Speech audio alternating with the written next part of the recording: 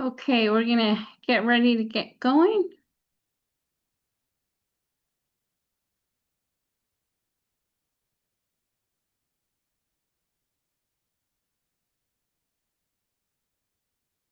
All right, well, welcome everybody. I'm glad you could join us tonight.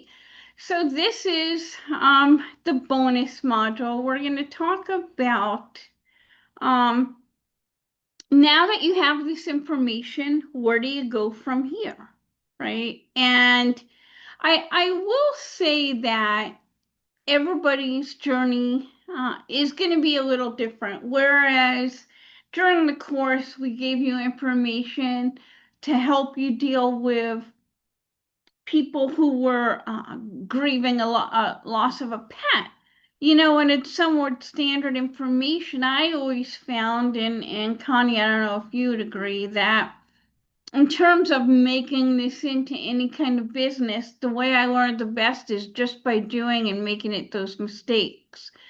And so we're going to give you some guidelines, but a lot of your learning is going to come from doing and making mistakes. That's kind of how we all learn and kind of modify things because what works for me in my area may not necessarily work for you in your area, or what I want to do may be different than what you may want to do. And we'll talk about that during the course or during the webinar. So here's what we're going to talk about today. We're going to talk about how do we begin to define our services, what we want to do, what we don't want to do. Um, Keys to success. What are important things to remember? I just realized I didn't change this goals page because I did make some changes to the webinar from the last time. We will talk a little bit about marketing materials, but we're going to talk more about like how to go about getting your message out there and what to think about, and we will talk about pricing as well. So let's go ahead and start out talking about defining your services. And probably the biggest piece of advice I can give you in this area is you may have heard that saying, Jack of all trades, master of none.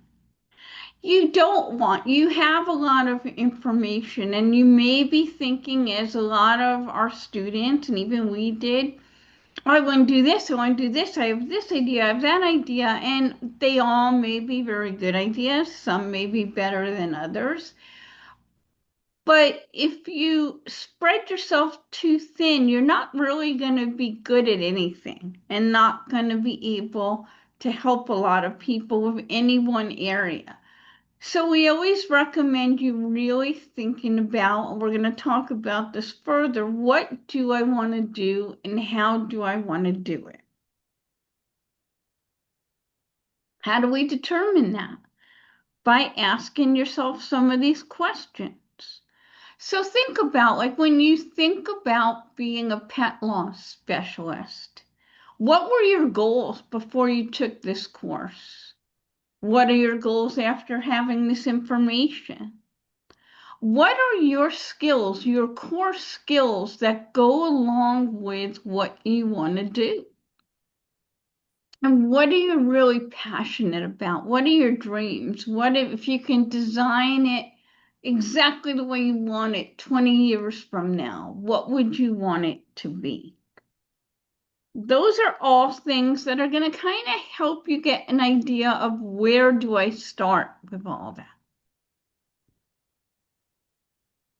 You also want to think about, well, who do I want to offer my skills to? You may not like dealing with children. There's nothing wrong with that. Not everybody does. So you may not want to have children as clients. Or you may say, I would love to help children. You may have a passion for seniors or disabled people, special needs. You have to think about, who am I most comfortable serving and helping? This is probably one of the biggest considerations, and we're going to talk about it a few times during this webinar. I'm pretty sure, in thinking back, all of you work at least part, if not full time. So now that you have these skills, and maybe this is what you really want to do, it's going to take time to really start making money at this. Some of you may not need to make money. Some of you may work for veterinary practices that just want to pay you to incorporate it into their business. Again, everybody's different. Excuse me, I just needed to. The thing is, you really got to think about, how much time do you have to invest? So if you're working 8 hours a day, you may be able to one day a week scratch out like 4 hours.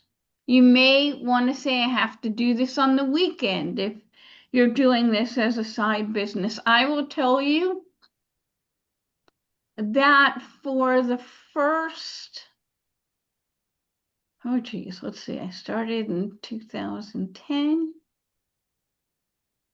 The first 5 years of doing this work, I was doing more other work. I was doing consulting and research work, and I still have one client that I do, and I make some extra money from.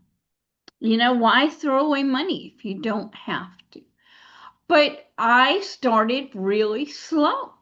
I started with one group every other week because that's all I had time for. And the last thing you want to do is, you don't want to burn yourself out. So I always suggest to my students to start slowly. If you think you have 8 hours a week to give it, start out with 4. And if after a month or so you're like, oh, I can do more than 4 hours, then move it up to 6. But the point is, I'm sorry. The point is, you don't want to push yourself and do more than you really can do. Okay. You may have heard people talk about an elevator speech. And the idea of an elevator speech is that when you're in an elevator and you're going up to whatever floor you're going to, you may only have like a minute in the elevator. And so when you talk to people, you've only got a really short piece of time to talk to them about what you want to talk to them about. The same thing goes for sharing your message about what you're doing. I think they said maybe people's attention span, especially in today's day, might be 3 minutes at the most. So you've got to find a way to share what you want to share in the shortest amount of time period and make your greatest points. How do you do that? Well, there's a few questions, there's a few models that you can use. This is one that I like. And so you start out by saying, who do you help? I help children. I help seniors. I help people who are anticipating a loss. I help people who have lost a pet. I work with couples. I work with families.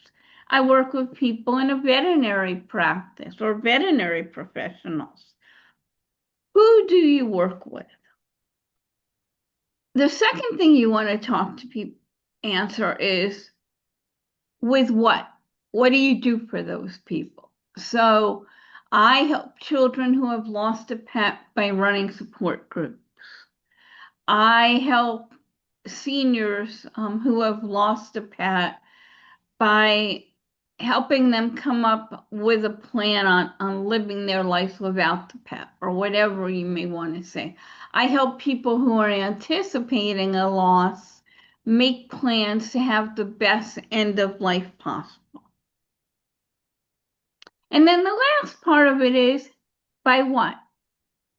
So it may be I help children who have lost a pet by running a couple of virtual support groups each week and helping them remember all the good things about their pet and not being afraid to talk about it. Or I help people who are anticipating a loss again by running individual sessions and really making a plan on how to come up with the best end of life possible for them and their pets. I help veterinary professionals manage compassion fatigue by running webinars on self-care. Once you get those basic questions answered, if you have time, you could expand on them. If you have, say you meet somebody and you're telling them about what you do and you capture them with that, they may say, oh my gosh, I would love to learn more about that. Let's have a cup of coffee. That's when you expand on. But the more concise you can get your message, the greater you're going to get people to pay attention to you.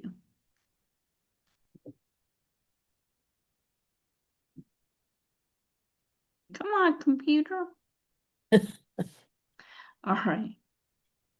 So, we've had some students, and this is like, geez, 2021, 22, 23. This is like our 19th class. You are the 19th class that we've done. And so we have students that took the course in 20 and 21 who have really done a lot with this and are doing well. We've had, unfortunately, students who have really struggled because of certain things that have happened. And I guess my greatest hope in you listening to this webinar would be to kind of give you what I call the keys to success so that you could avoid some of the pitfalls. And this is probably the biggest one. Well, there's two that I would actually consider. One is toward the end of the webinar, but and it's really building a good foundation. Again, I know you're out there now and you're ready to conquer the world and ready to help every person who's ever lost a pet. And you have all this energy and you want to do so much. But by building a good foundation, taking your time, not doing everything at once, getting things in place, you're going to have something that will last you a long time. If you kind of put a little bit of time here and a little bit of time there, and the first tornado or windstorm that comes by, it's going to knock down what you've done, the first big problem, because you don't have that good foundation.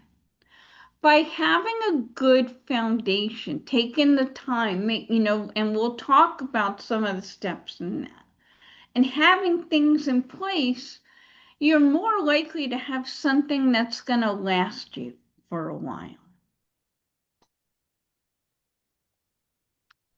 We've said it many times during this course together. We are always sharing webinars, books, articles with each other. If there comes a time when you think you know it all, that's probably when you should leave the field. You are going to get, and Connie and I have shared this, client, you think you've seen it all and then something happens and it's like, whoa, what was that?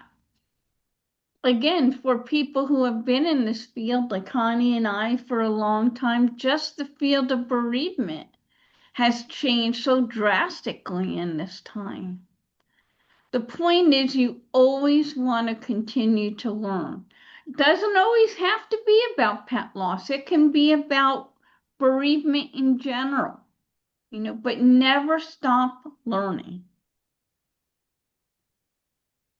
I want to make a point about this idea of interdisciplinary teams, because during, I think, the finals or maybe one of module 9, a couple of people talked about, oh, well, I'm going to ask people if they want to be on my interdisciplinary team, and I'm going to create support for my interdisciplinary team. When we talk about interdisciplinary teams, it's not like you go up to a vet and say, hi, I'm a pet loss counselor. Would you like to be on my team? Or a hospice worker. It's not really a really well established thing. We call it teams, but it's just a group of people that you can rely on. But the important thing about these teams is that the reason we create them is that you don't have to do it all. You can't possibly know it all.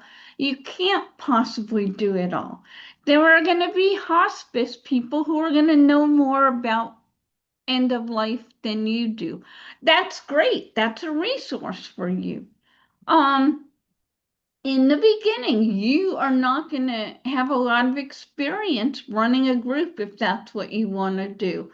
So maybe you want to be in contact with some other pet loss specialists who have done this work for longer than you. Maybe there's a client that really you're struggling to help. It may be better off that you refer that person to somebody. You may not be able to know if there's a medical situation. You never want to give medical advice if you're not in the veterinary team. Point is stay in your lane. You're a pet loss specialist. You can help people whose pets are at the end of life or have lost a pet. You're not a hospice worker. You're not a vet. Stay in your lane. Related to that, and we've said it a zillion times during the course too, is do no harm. This is do no harm to you and do no harm to your clients. What's that saying too? It's like it takes a million attaboys to get rid of one mistake. People remember. Unfortunately, they remember a lot of times the bad more often than the good. So if it's a big mistake, it may be hard to come back from that. Do no harm. Make sure you're not doing anything you don't know how to do, not only for your client, but for yourself as well, especially if you want to build something that lasts for a while. So not to scare you or anything, but it's an important point. And I will say that the people who have been the most successful in our classes are people who have really taken the time to establish themselves, to do some of these things we're talking about during the webinar, to continue to learn, to, reach out if they weren't sure about something and not do it all at once, to start slow and build on that. You have one success, you go to something else, so you have another success. Take the time to get those successes. Don't try to do it all. But let's go ahead and say now, how do we start letting people know about the work that we're doing? There are a couple of really important foundations. One of it is thinking about, again, I'm guessing that all of you work full or part-time. I'm guessing that all of you have expenses. You've got to pay rent, you've got insurance, you've got utilities. You also are going to have to put money and to start doing what you're doing. We'll talk about that in a minute. But you want to think about how much can I afford right now? You want your budget for this to be realistic. Again, if you think you could spend $500 a month, start with 250. And if 250 works after a month or two, bring it up to 350. Keep it flexible. The greatest thing that you want to remember is return on investment. You've just put money into the course. You're going to put money into marketing. You want to do things so that you're not just throwing away money, but you're getting some of it back through clients, maybe through a speaking event at some point. You want to pick those things that'll give you the biggest bang for your buck. And I'm going to share something with you. Well, I'll share two little stories. We had this one student, we've actually had a few who have told us this, but they went out and they went to like a trade show or a pet fair or something, and they spent hundreds of dollars on shirts or on little giveaways, right? And maybe they had this great booth at a pet fair and only 20 people came up to them during the whole pet fair. Well, now they've paid for that table and they paid for the marketing materials. And what happened is they wound up losing a lot of money. You want to think of things that are going to get you the biggest bang for the buck. And we're going to talk about a couple of those in a moment. Before you do anything, there's two things you want to do. You want to establish a name for yourself, right? I'm Pet Loss Partners. Connie is a walk in the woods. Is that right, Connie? A talk in the woods. Talk in the woods. Sorry, I was close to talk in the woods. You want to have, if you're going to start your own independent business, you may want to use your name if people know it enough. But if you're going to come up with a name for the business, I think you have to get a DBA, or I don't remember exactly the procedure. It's been so long. The next thing you want to do is before you start getting people and telling everybody about what you do want to create a website. Everybody knows today, right, that when people tell you about the type of business they have, what's the first thing people say? What's your website? And here's the good part about it is that you don't have to spend a lot of money. If you look at my website now, we've got our groups, our chat rooms, a lot of different pages. We have the course information on there. We have webinar information on there. You don't have to start with that. You can start with like GoDaddy or Squarespace or web.com and just do like a 2-page website, maybe 1 or 3-page. You have your home page. You may want to have like an about you page and the services that you offer. Do it really cheaply. You could do it yourself as you grow. That's when you can pay somebody to put more pages on you and get more elaborate. But in the beginning, again, this is what I'm talking about, the bang for your buck. You don't want to go out and spend a ton of money when you don't know what the needs of your community are. I think even like Office Depot or Staples may have some services that they'll work with you cheaper than like a full force like web designer. Okay. The other piece, so now today people say, what's your website? The other thing people always talk about is business cards. You do want to have a business card because while a website is good, a business card is something you can give to somebody. It establishes credibility. Now, you don't want to have a business card with a ton of information on it. All you really need to have is the name of your business, your name, your telephone number, your website. If you want a little saying, that's fine. Keep it simple. Again, especially in the beginning. The good news here is that there is Vistaprint. And I think even Staples and Office Depot offers pretty good deals that you can get. Go with something like that where you don't have to hire a printer. Now, there definitely is an advantage to a printer because they can do more specified stuff. Vistaprint, you've got certain choices and you can't really go outside the parameters that they set. Your own printer, sure, you can. But a business card, I keep my business cards in my car, in every purse I have. It always allows me, after I do my little elevator speech and somebody says, God, I'd love to learn more. I hand them my card and say, here's my number, here's my website. Let's set up some time to talk.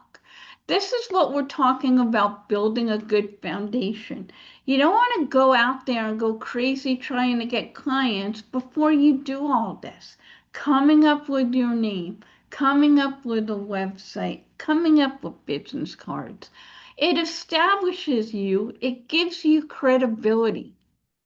Again, if you want to do this and we want you to be successful at it, you want to do it right. Take the time to do it right.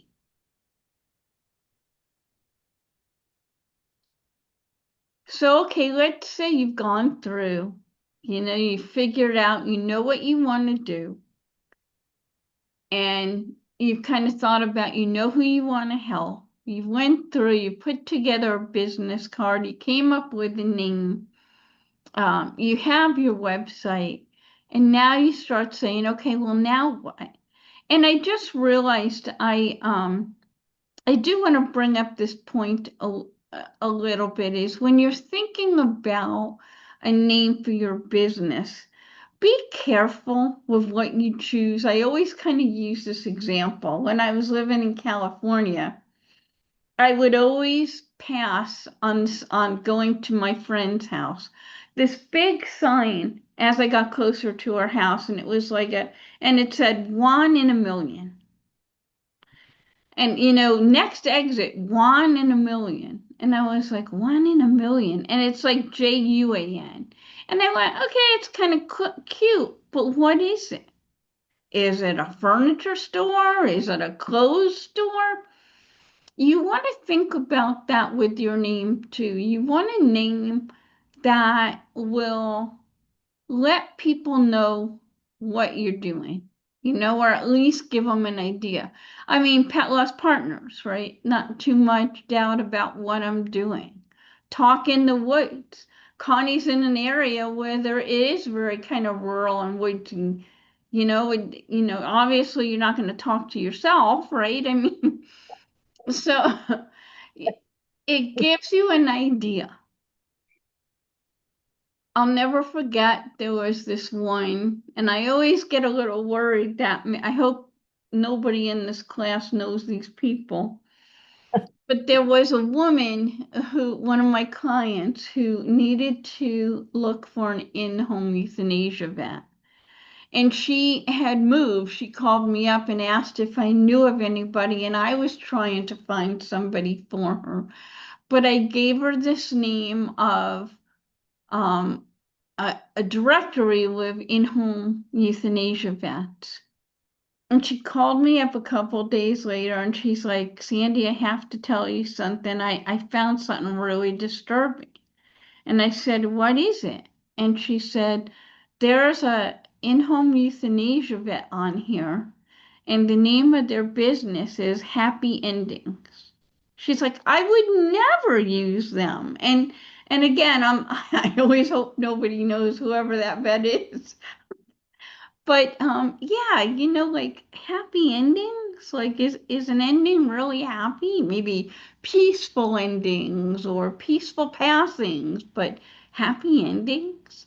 So that's where the importance of a name can be too. The only happy ending is your pet lives forever. I mean, Exactly. the only one I can think of.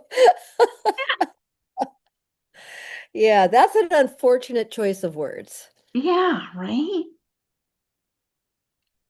So, okay, you've got all this done, and it's like, okay, well, where do I go from here?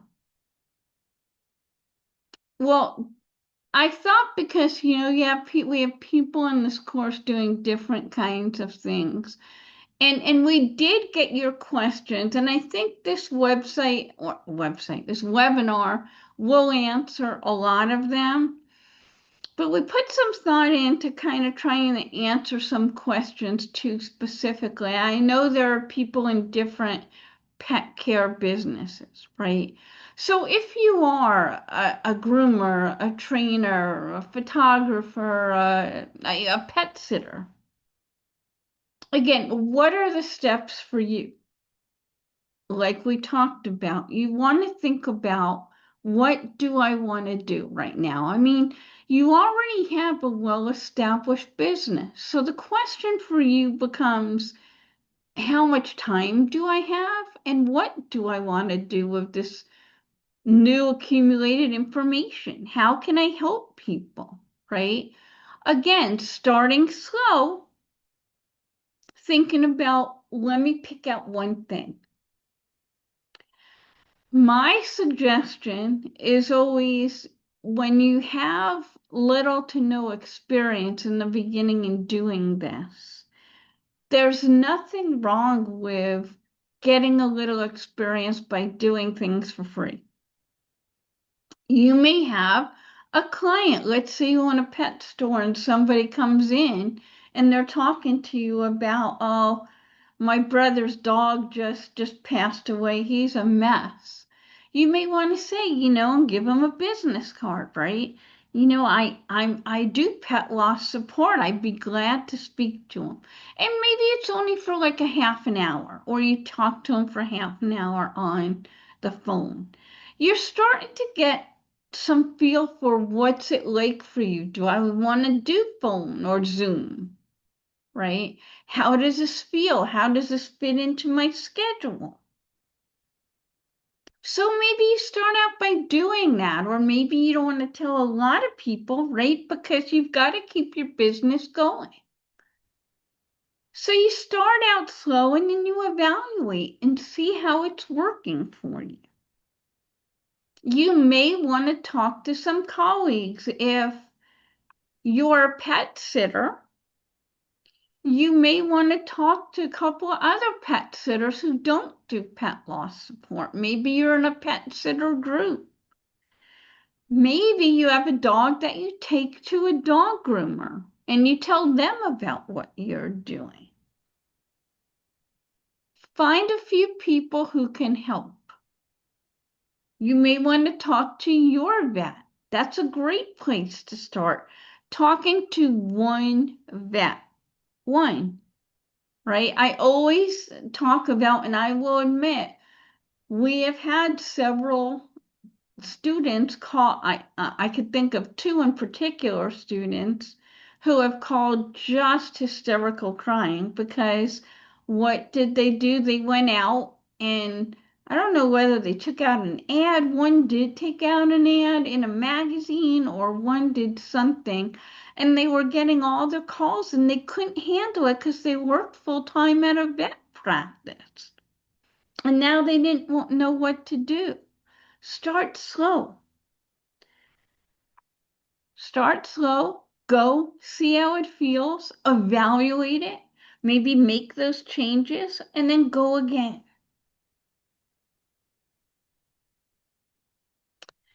Same thing with the veterinary, right? What do I want to do? What do I need to do? You may want to talk to your practice, and maybe your practice had you take this course, they're paying for the course.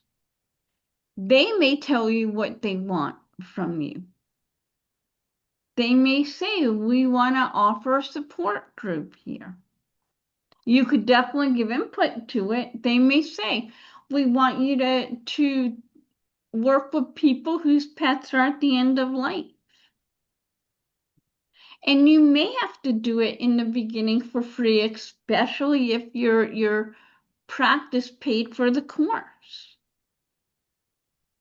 See how it's going, evaluate it. Talk to your colleagues in the practice. What do they have to say? What are their ideas? Who can help you get the word out? You may have taken this course yourself but you work part-time for a veterinary practice. You've got it right there. Talk to your practice manager, talk to the vet. Let them know what you're doing. Ask them how we can work this in. See if it would be okay if you paid for the course. Maybe they'll let you put your cards there. They may say, you know what? Let's work out a deal where you work with us, and if it starts getting really busy, we'll give you something for it. But take the time, maybe offer to help a few clients. Give them a card. Say if you'd like to find some talk. I would definitely talk to your practice manager or veterinarian first. Evaluate it. See how it's going. Make those changes and then go. Now, we talked about talking to colleagues or maybe reaching out to your vet if you're, a pet sitter or if you're in another profession and you've got a dog or a cat or some pet. What you want to do is you want to set up maybe 4, 5, 6 people who you think can help you the most. Make that your network and see if you could get a few meetings with them. Tell them about what you're doing. Try to gauge their interest level in what you're doing. Find people who have common goals. Maybe you want to look at their website. See if what they're saying aligns with what you feel. If there is an interest, follow up with them. If they say, yeah, I'd love to, send me your cards or let me know when you start your group. Don't forget, send them the cards. Let them know when you're starting your group. But start with a small group of people, maybe 4 or 5 people, who you can, again, get your feet wet with. And grow from that. You will have time, but it's about creating that foundation.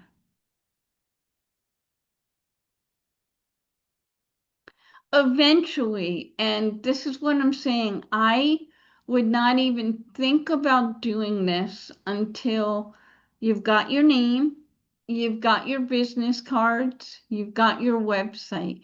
And when I say this, please don't rush through it and say, okay, I got to get the name, I got to get the website, I got to get the business cards, and do it all in 2 weeks. Take the time, make it good. Make sure there's no mistakes on your website.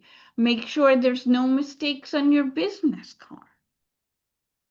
But after you've done that, you may want to look about listing yourself. There are a few pet loss directories. Maybe go ahead and list. Some of them are free, some of them you pay for. Go ahead then and list yourself. But right now, I would say it's probably starting out the worst thing you could do, especially before you help a few people. Social media may also be a way. You may want to start a Facebook page with your new company. right? You may want to start an Instagram or Twitter or I don't know what's the other ones out there, Pinterest. But establish yourself before you do.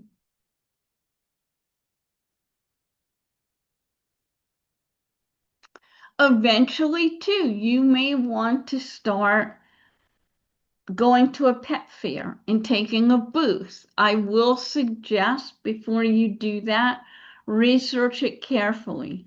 Find out how well they've been attended in the past. Find out what other booths are going to be there.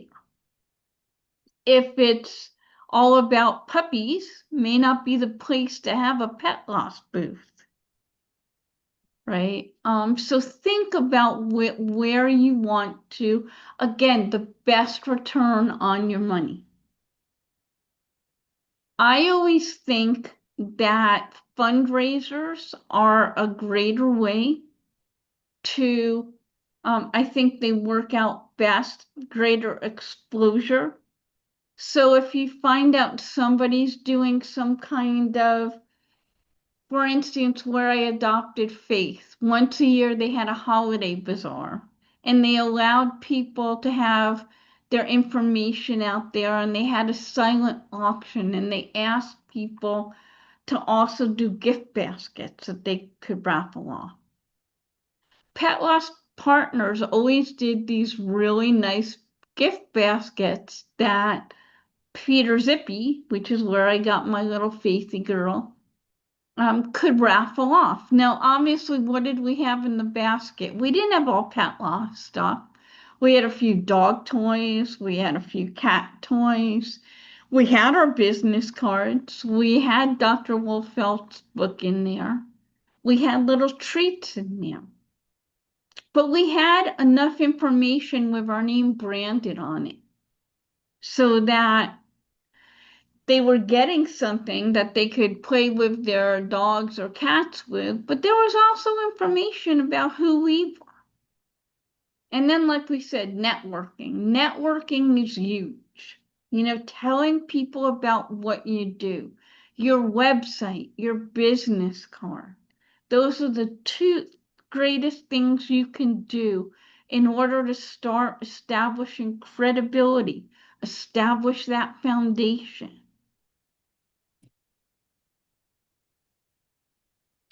Eventually, you may want to think about speaking at different organizations. I always say, and some people don't like speaking. In my past life, I used to have to speak quite a bit. So I was always comfortable with it.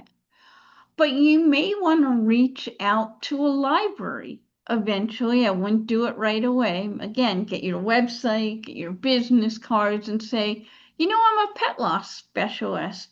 You know, you may have like certain libraries you may see once a month. They'll do like somebody will come in and do a talk.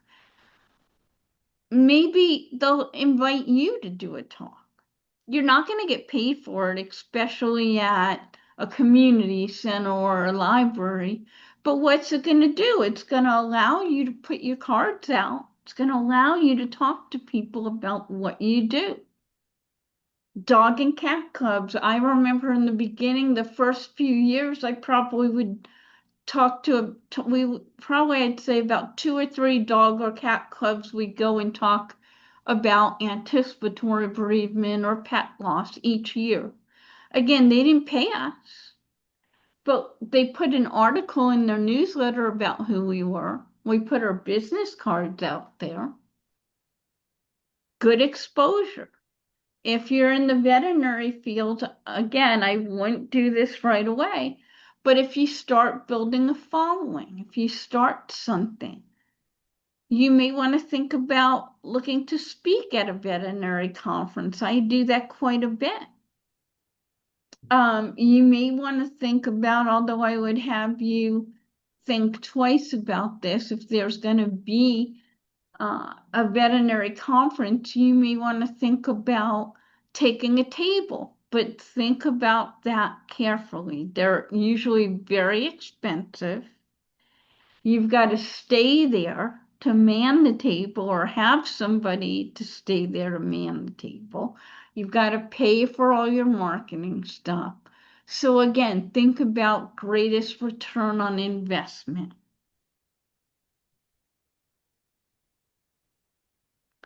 So I know we've thrown a lot of information at you here. I'm going to stop to share for a second and just kind of open it up to see if anybody has any questions about anything that we've talked about, how to start, how to, start getting your name out there.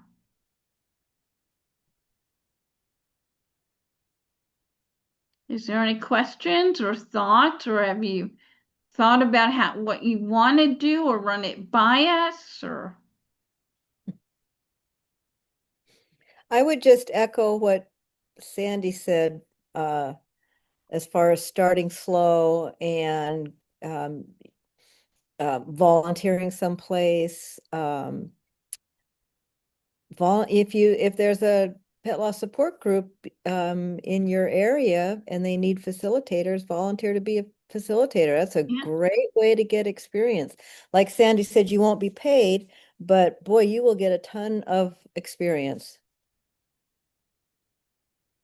Oh yeah, Jody said I'm going to be starting with the pet loss group. Yeah, that's an excellent place. And honestly, most of well, I think every one of our chat room facilitators were came to the group as grievers, but when it was APLB, we all Yeah. started that way. Yeah.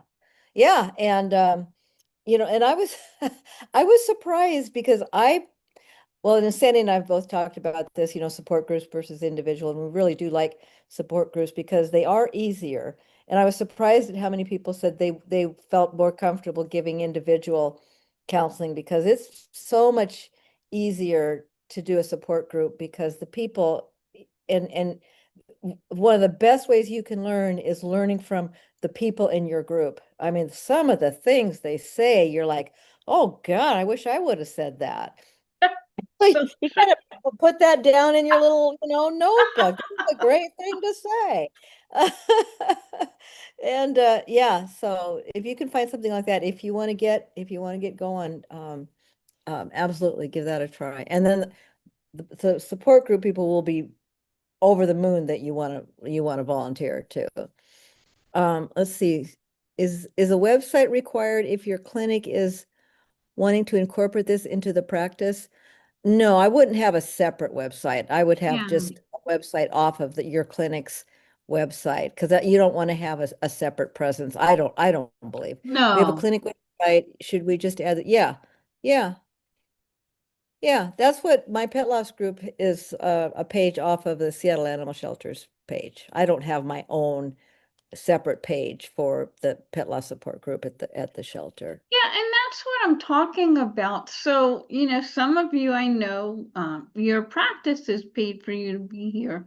So I'm going to guess they're going to want some kind of return on investment from paying for the course for you. To work. But again, we're talking about that's how you start. Maybe you do offer support for the people in your clinic for a couple of years, and then maybe you move, right? Or you get a new job. Maybe you want to start out by yourself, but at least you get the experience. Jody, I was just curious, are you part of a group or? Yeah, I'm part of, I joined Grief About Pets, which is actually sponsored by the cremation services that my clinic uses. So Okay. it kind of goes hand in hand because my clinic actually covered part of it, and then the grief group actually covered Oh, I part of it. remember. So Yes. Yeah. yeah, so I'm going to be working with Grief About Pets, but it's neat because that's also who my clinic uses the services. So it kind of all comes full circle. Yeah, That's that's really awesome. neat. That's awesome. Yeah. Wonderful. Anything else? Anybody else?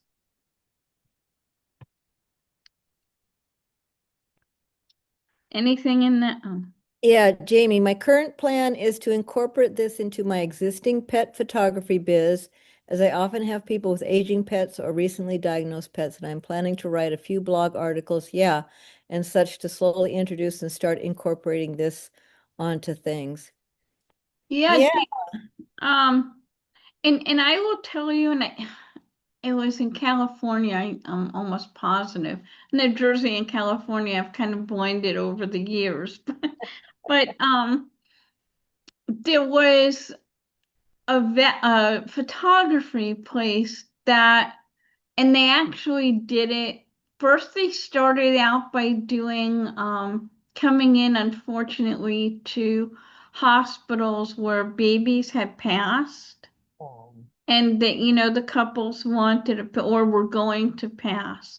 But then they took it and they started doing the same thing with pets. So, which I think is kind of a good idea when your pet's getting older, or you know, um, that your pet's been given a diagnosis and they want to get those family pictures or something. And I'm sorry, I can't look at the chat when Okay. it's like, so if things are coming up. No. Are you ready? Yeah, go ahead. Okay, it's from Kat. I have two websites already and would like to add on a page to both instead of creating a new site. I teach pet CPR, first aid, and a pet sitter. Yeah, yeah. Um, yeah, and then Jody said that her vet had done photos with their dogs before they had to say goodbye. I think that's a wonderful thing to do. I don't know if I could do it. I'd just be a mess. I But I wouldn't be much help. I just want to say something right now, Connie, and you just brought up a point. This is what I'm saying, like, and you could say it freely, right? Oh, I don't know if I can do that, right? In the beginning, you may want to say, I want to do it all. But eventually you get to the place where Connie and I are, it's like, yeah, no. Yeah. It's like, and it's okay because there's other people out there to do it, you Yeah. know? And it's the reason why we had an entire module on self-care because Mhm. it's you just listen to sadness all day long and you really can't do that. And if you're in the veterinary field, you're getting a lot, boom, all day long. I don't know any of you that are just playing with puppies all day. And Yeah. and so it can really weigh heavily on you. So yeah, we're careful about how we spread ourselves. Yeah, and again, if you aren't in the veterinary field, right? Um, it especially in the beginning, well, for anybody, not just for those in the veterinary field. This is hard work. I mean, I always say it's the most gratifying work I've ever done, but it's the hardest work. And in any given day, it could be both hard and gratifying, right? You Mm. can start out with like a client, it's like that, okay, whatever, and then some, and Connie, I'm sure you've had those, right? I Uh, have one now. okay. I saw her today. Oh, okay. And then you have like somebody like who was just broken, and you see him. I'll share this. We had in one of my groups, I had a client, a young woman, who lost her dog, and really, I mean, this woman struggled with a lot, and she had some other issues she was dealing with too. And in the last group that we did, and her loss was a year ago, she adopted a piglet. She's like, I could never adopt a dog again, but the pig was in her group, video obviously, and everybody was like, oh, but she smiled. I had never seen her smile for a little bit over a year. And I had to say to her, you've got a beautiful smile. Wow. And it just made me almost want to cry because I remember where she was at, you Yeah. know. Yeah. We've seen a lot of people like that.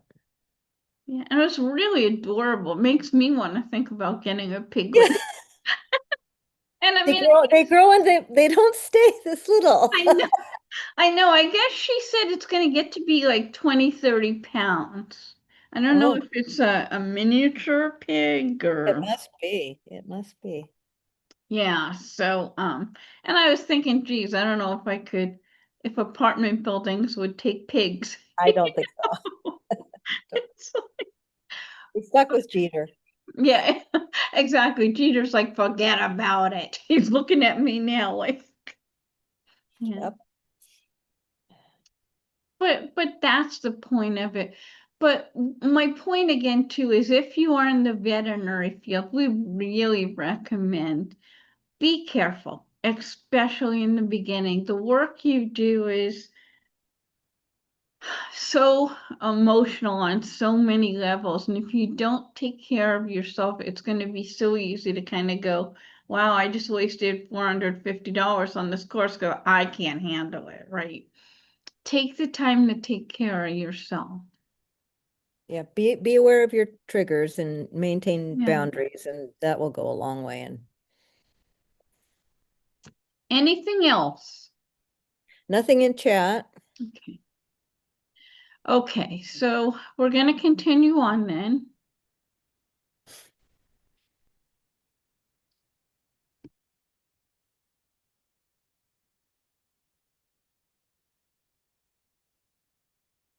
All right, and I know a lot of you had questions about this, and we're going to try to go over a few specifically. Um, but as we said in the beginning, I think probably the first group that I did for free for a few months. Um, and I got a lot of experience, a lot of really valuable experience. I'm not saying everybody has to do that, but I will say what I learned from it, and I was also volunteering in a chat room at that time, really helped me build my foundation. But in terms of pricing, I wish we could tell you, here's what to charge, here's how to charge, we can't. Everyone's situation is different, and we'll talk about some of those considerations. I think I might have mentioned this in the very beginning of this webinar, is your part of the greatest learning that you will do will be in making mistakes or in adjust. I keep saying making mistakes. I mean evaluating and readjusting. That's really what I mean. And you may have to do that a lot when it comes to pricing. But what are a few of the considerations? Come on, computer, work with me here. There we go. One of the things that you want to think about is, well, what services am I providing? Am I going to be doing this work full time? Am I going to be doing this work part time? What do I need to make? Can I afford to do it for free? If I want to do it for free, how long can I do it for free for? What do I need? How much am I putting in? And that kind of goes hand in hand with this next thing, which is what are my costs? So y'all just paid to take this the class, right? So you already have invested. You may decide you're going to do a website, you're going to do business cards. You may decide that you want to work with somebody and do a group in person and maybe split the cost of an office. You may decide that you do want to get insurance. You've got that. You've got marketing materials. Think about what are your costs and what you need to make. And again, in the beginning, I would think not so much about making a huge profit, but what you need to at least recoup some of that. You also want to think about what the market will bear. Where are you living? Are you living in somewhat of a depressed area where the economy is really bad? Or are you living kind of in Beverly Hills? And I'm not putting it down, but I'm saying, you know, what will the market bear? Who are your clients? Are your clients people living in rural farms or people who own or run animal rescues? Or are they doctors and lawyers? Who else is providing the service around you? Are you the only one? You may have more of the market there, right? Or within 40, 50 miles, are there 10 of you? It's going to be more competitive that way. All these things need to be thought about. And again, you're going to have to try it, evaluate it, change it, or keep it the same if it's working. There are no like clear cut, it's not a cookie cutter kind of thing. Most important thing is doing what feels right for you. Again, you put in time, you put in money. What are you looking to get? That's why we started out asking you those questions in the beginning. What do you want from all this? What feels right? And more important, are you valued? Are you feeling like you're valued for what you're doing? I will share a couple of stories with you, and I'll tell you in one of my students, well, it was a student from this round of the course, asked if anyone had ever given him any slack, given me any slack for charging. I will say that in the 16 years I've been doing this, probably less than 16 people have. I might say that maybe 8 people, maybe people have thought it, have actually said to me, oh my God, you're charging for this? I mean, think about it, right? Let's say you're married and you decide to split up and it's not amicable and you've got to go to a lawyer. You can't walk into a lawyer's office and say, wait, you're going to charge me? You know, I lost my home and my husband's being a jerk. You're going to charge me? Of course he's going to charge. Or if you go to a doctor, you've put in time, you've put in education, there's nothing wrong with it. At the same time, if you feel like, you know, I'm kind of doing this just because I want to and I don't really need to charge, that's okay too. It's feeling valued that's important. I'll share it to a very interesting webinar that I took years ago, and it was called The Cost of Free, and it was at actually a veterinary conference I was at, and they had this therapist give a talk, and she was talking about when she first started her business. You know, she wanted to help everybody, of course, and she lived in kind of like a middle class, but it definitely had people who were struggling in that area. And then it also had people who did quite well. But she decided that there was a certain number of people that she would offer like almost no cost, and some got free services. And here's what she found out. She found out that the people who she gave the free sessions to, or very low cost, they were the clients who never called to cancel. They would just not show up. And they were the clients who, when she was doing a session, and as it got close to the end of the session, she'd say, you know, okay, we've only got about 5 more minutes, and they would continue talking. You know, they didn't honor her boundaries. The people who paid full price, they always called to cancel. They really respected the boundaries. And so She said there is a cost to doing things for free because there is that level of respect. If when you charge for it, people may respect your time and your boundaries a little more. So it's just that was her take on it. It was very interesting to listen to. Again, I think it's like all about being valued for what you do. So again, we're going to wrap up by talking about some of the essentials and part of the important reminders. When you're thinking about what I want to do, right? Think about where you're going to do it. Are you going to be in a vet's practice, or do you have another type of business, a pet store, a dog groomer, a dog sitter, a dog trainer? Are you going to do things in person? Are you going to do things virtually? All these things will help you determine what to charge, how to run your business.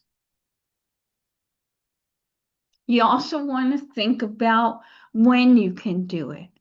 And when you think about when you can do it, you want to think about what's going to serve your client the best, but also what about you? Value your time as well as valuing your services. Don't run yourself ragged, whether you work for a vet or whether you are a dog trainer or a pet sitter. Don't wipe yourself out so that you don't do anything with this. Start slow, that's why we say it, but value your time. Remember, think about what do I need? What are the business essentials? I need a name if you're going to have a separate business. I need a website. I need business cards. How am I going to market myself? If you're going to do groups, what forms are you going to use when people come in? What information do you need? What information do you want to give people? Do you want to give people resources? What are they? What are your resources? And then never forget about your own self-care. I think Connie would agree with this, that any of us, whether you're in mental health or doing this kind of work, you have to have support for you too. We all have each other when we have a tough client or are really struggling with something or going through something personally. We can all support each other. You need support for yourself as well. Just a few important reminders. Again, build that good foundation. Get what you need done first before you rush out to do everything else. Start slow. Do no harm. If you're not sure what to do, don't do it. Have that people that you can refer to. If you're not ready to do a group, maybe you know somebody else who's doing a group. If you have a client that you don't know how to help, you may need to refer them. You don't have to do it all. Doing no harm for your client is doing no harm for yourself as well. Tortoise and the hare, right? The person who rushes out and tries to get their website and their business cards done in 2 weeks. A lot of times it is those people who start slow and really think about it, who wind up finishing first and building something that they can rely on, that they can make money off of, that they can build a career off of eventually. Again, I would honestly say that it's only been in the last 5-6 years where this is pretty much my full-time career. I still keep my one marketing client, my one business client. I don't want to throw that away.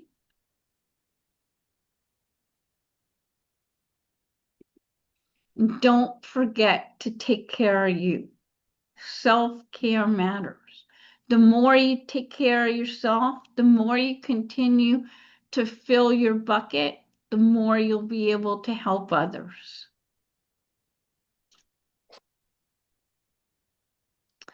So that's gonna wrap up the information.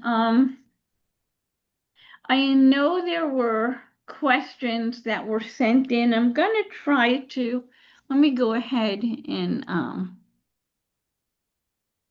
stop the share. Connie, was there anything else that, no? Nope.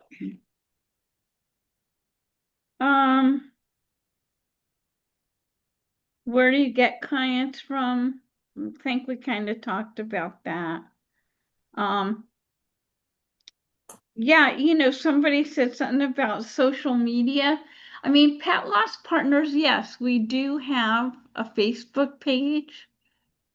I don't know, I never measured it, how many clients we get off there.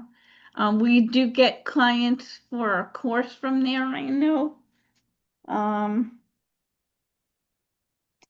do you balance your time and schedule? Connie, how do you balance your time and schedule? I have a paper calendar. There you go. Yeah, Yeah, again. yeah. Well, and I don't have a, I don't work full time in veterinary or pet sitting or whatever else. I'm, semi-retired, so I do have plenty of time. But yeah, I mean, paper cal or however you have a calendar, and don't be afraid to say I'm not taking any more clients right now, but here's someone that I could refer you to. Always have a referral. Yeah. Will we receive a certificate from the course? Yeah. Yeah. You can put on the website. Yeah, because there's electronic one, right? Yeah. Yeah. So you could put that on your website. Yeah. Yes. Yeah. Um, In-person groups, what's been your most successful pathway to getting clients in person for a group? I think, I mean, I know a lot more is done virtually, although, like I said, there are definitely people now more than in the pandemic that like the in-person groups. I mean, if people want your services, they're gonna come, you know. What is it? Field of dreams, build it, and they will come. or something. Uh, yeah, I don't think it's gonna be a big thing for you to do a group in person. Connie, you did the groups in person for a long time at the Oh, oh yeah. Since we started in 2008, six. Yeah. Holy cow. Yeah. We started in 2006 in a conference room at the shelter. I would say for the first 2 months, we sat in the conference room by ourselves. It's really hard to get the word out. And then, we would have just one person or two people. Sometimes there'd be more facilitators than guests, and we'd call that, reverse group therapy, where we try not to make it overwhelming for the person. So yeah, be aware you could start really slow, but don't get discouraged. And um, yeah, yeah, and you most likely will start very, very slow. I'll share another story real quick with you. When I was doing my in-person group in LA, um, somebody called me to ask about the group and how the groups run and things like that. Um, and I told her about it, and she's like, "Well, how do we know if there's going to be a group?" And I said, "Well, it's and I wasn't sure what she meant, the second and fourth Tuesday of the month." And she's like, "No, I know, but how do we know if there's going to be a group?" And I said, "I'm sorry, I don't really understand your question." And she said, "Well, there was another woman probably 15 miles away from where I was doing the group, and she would let them know if there wasn't enough people, she wouldn't do a group. Oh, And I always say, two or more is a group in my book. If somebody wants to come, I will come and sit with them, right? So I did all in person in California. I think I've shared with you. I think I was in New Jersey 2 weeks before the pandemic started. And in my life, that's when Zoom became a verb, right? Um, and so I did only online, only Zoom for a long time.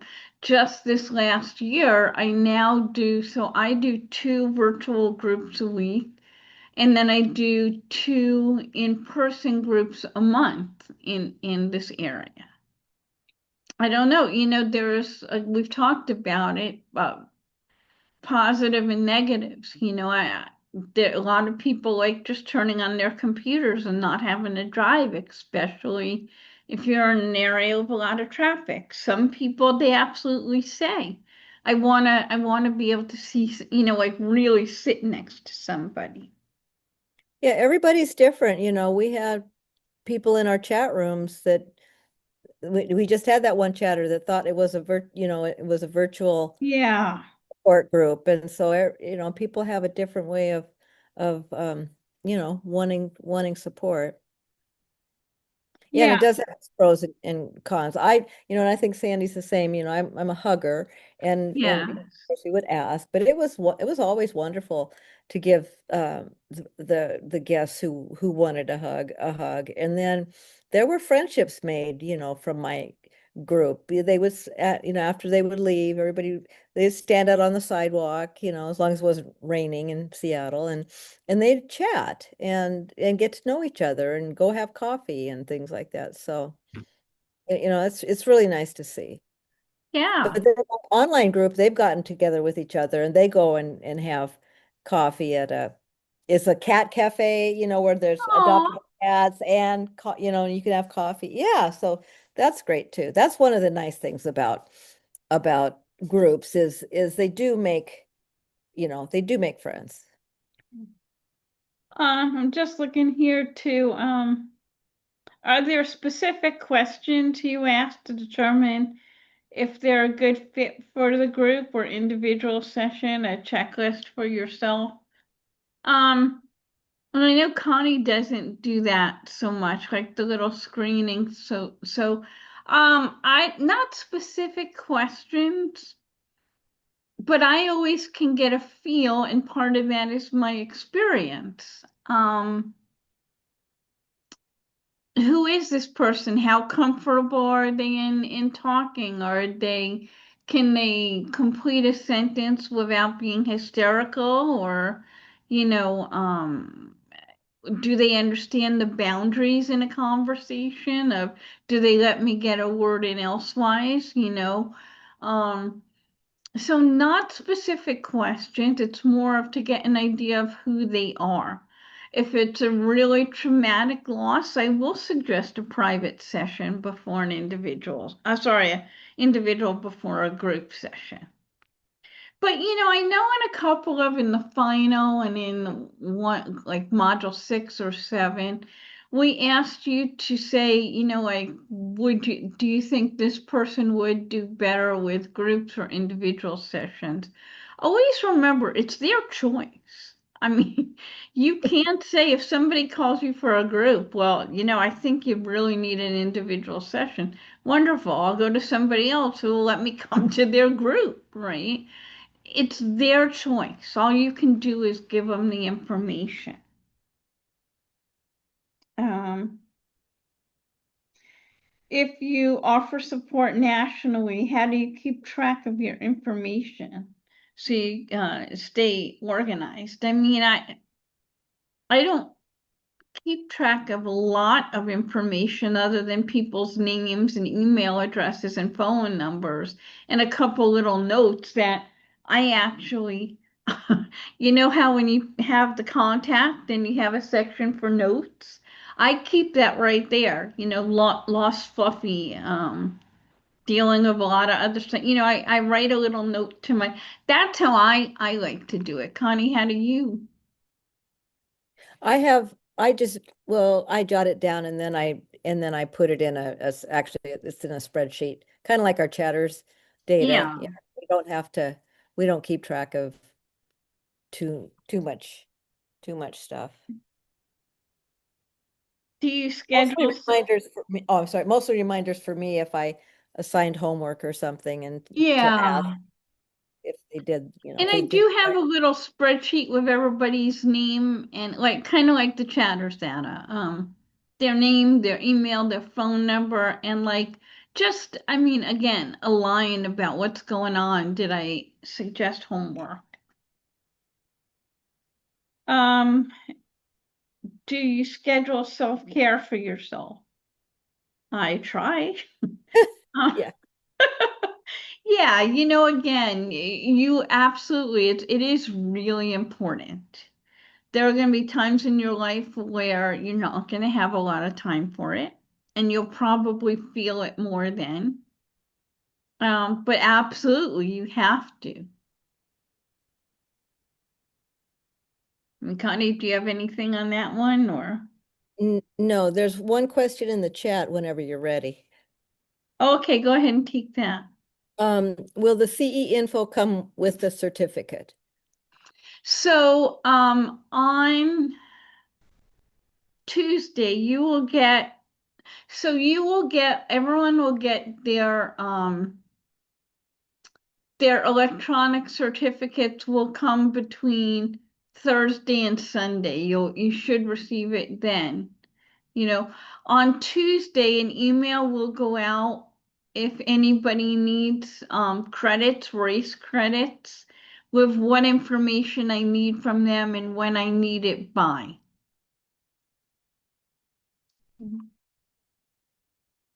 Um, Pricing, we kind of talked about that. How do you make sure you get a payment first before a group? So for me, my virtual groups, I have PayPal or Venmo or Zelle, and the only way they can come to the group is if they pay me. I hate to say it, but that's when they get the Zoom link, is when I will tell you that there were several clients when I was doing the groups in person in California, where I would accept checks for a group when we did it in person. I no longer accept checks because unfortunately I got burned pretty bad that way. I had one client who wrote me in, and I was wrong in holding on to about 4 checks before I deposited them, only to find out that they had all bounced. So not only did I lose $100, but I had to pay all kinds of fees. So, I'll never forget what the woman who ran the group that I went to said, always remember, just because somebody loves a pet and takes really good care of a pet doesn't mean they're a really nice person or they treat people just as nicely. And I hate to say it, but that's true. We don't know who these people are, right? Um, Is the certificate hard copy or soft copy? You'll get both. yeah, you only get the hard copy if you request it. And the hard copy does take about a month after you get um your electronic certificate. And again, that'll be in the letter. Um, have you ever offered house calls? I used to a lot in California. I used to go to people's homes. How can I say this? I'll just be honest. Maybe it's my age, but I don't want to go to people's homes at this point. I mean, Connie, I don't know. What your thoughts on that?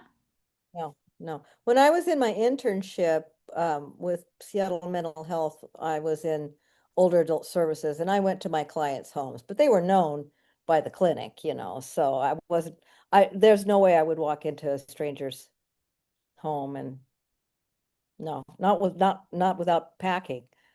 Yeah, and the weird thing is, and I don't know why I did this, and Ellie Friedman used to like, and Ellie too, for some reason, and I was younger, but I wasn't that young. I was in my 50s at the time. I would go to a lot of people's homes all over LA for sessions because I didn't have an office, and Ellie would always make me tell her the name of the person, the address, the telephone number, and when I was going. Good for her. Yep. You know, would I do it now? No, I won't. It's not something, it's not something I recommend either, I'll be honest. I hate to say it, but not that the world is nuts, but the world is nuts, and you gotta stay safe.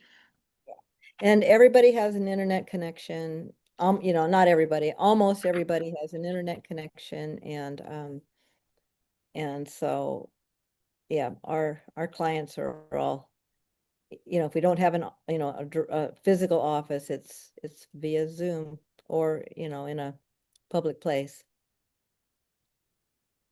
And I think so, the only other thing somebody asked about is, what would you recommend, in terms of a grief room? Can I give any recommendations? And again, I think part of it is depending on your practice, but if possible, I always recommend, and this is what we talk about a lot with the compassionate practice, if you can have a separate exit afterwards, sometimes there's a back exit. I do recommend that to allow people to go out a separate exit. Um, I'd say a buzzer, any kind of bell or buzzer, so you don't have to um, keep going in and saying, "Are you ready? Are you ready? Are you ready?" Um, a candle in the front room, not in the grief room, but in the front room. Maybe I like that idea. I've seen practices do it. They light a candle when a euthanasia is going on, and there's a sign that says, "When this candle is lit, please be respectful. A euthanasia is happening," so that it's not really loud up front.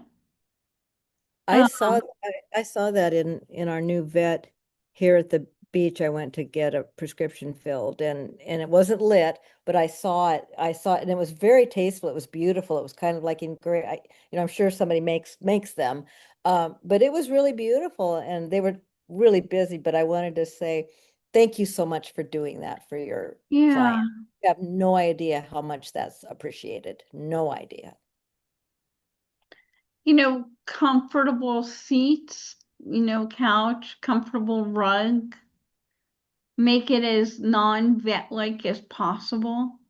In terms, I think it says, well, can you have a table in there? I really like what VCA did in LA, where they had the tables that come down from the walls, so I don't know, there's a bed. What's the name of that bed that's like that? Like you see it in a lot of studios, apartments. Like a futon? It actually, no, the bed, like it Oh, looks like a Murphy bed. Yeah, like a a Murphy Murphy bed. bed, Yeah. yeah. And it actually comes down from the wall. And so, if you need it, it's there. If you don't, I would just I don't know, what are some suggestions? That's a great idea. Yeah. Especially when you have a big dog, because you do end up laying on the floor with them, which is fine. They put out a nice blanket, and honestly, you kind of feel like laying down anyway. So Yeah. yeah, yeah. Or they'll put the cat on your lap or something like that. Yeah. Yeah. There's a question. Will we have a PDF of today's lesson? No, there's not a study guide for today. This is just a bonus session. So you'll And get to listen to the recording, but no pop quiz. yeah, and no quizzes or no assignments.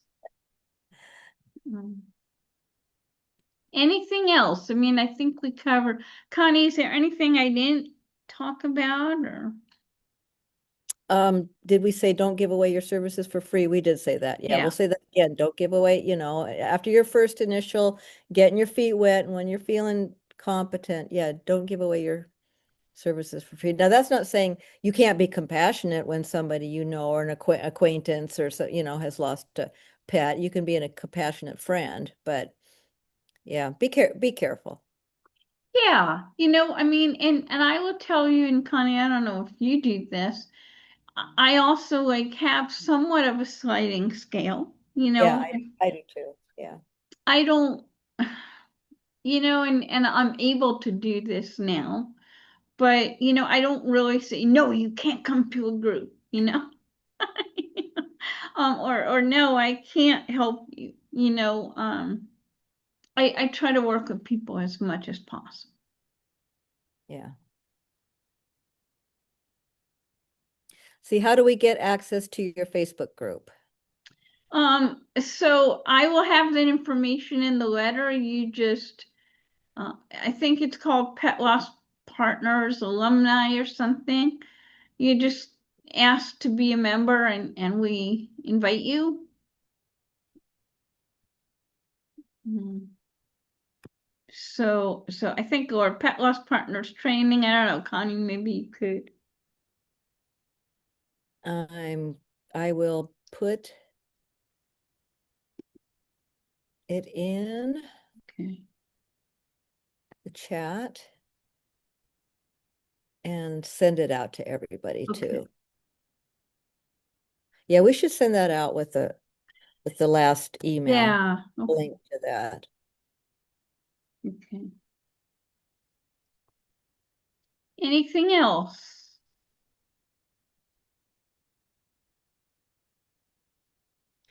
Sandy, there's an invite button. I could go and invite everybody. Send us send us an email if you want to join the alumni. Honestly, we don't spend a whole lot of time on Yeah, it, and that but we group is should not more. moderated, so